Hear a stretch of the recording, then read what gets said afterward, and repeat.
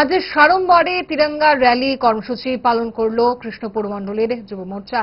গাঁওবাড়ি এলাকা থেকে তিরঙ্গা র্যালির সূচনা হয়। র্যালি কর্মসূচিতে উপস্থিত ছিলেন স্কুল পড়ুয়া থেকে শুরু করে যুব মোর্চার কর্মী সমর্থক সহ এলাকার অভিভাবকরা।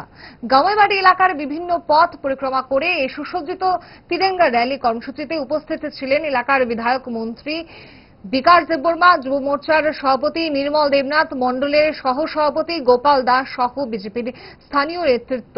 এদিন কর্মসূচিতে উপস্থিত থাকা মন্ত্রী বিকাশ দেববর্মা জানান,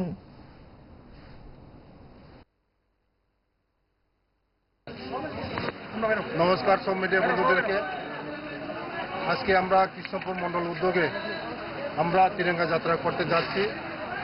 আমাদের দেশের যশস্বী প্রধানমন্ত্রী আহ্বানে ঘর ঘর তিরঙ্গা হর ঘর তিরঙ্গা, মানে সবার মনের মধ্যে তিরঙ্গা।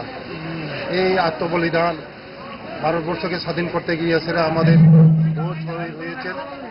৮০তম আমাদের এই তিরঙ্গা যাত্রা 15ই আগস্ট উপলক্ষে আমাদের এই কৃষ্ণপুরের মণ্ডল উদ্যোগে আজকে আমরা তিরঙ্গা যাত্রা করতে যাচ্ছি। ধন্যবাদ।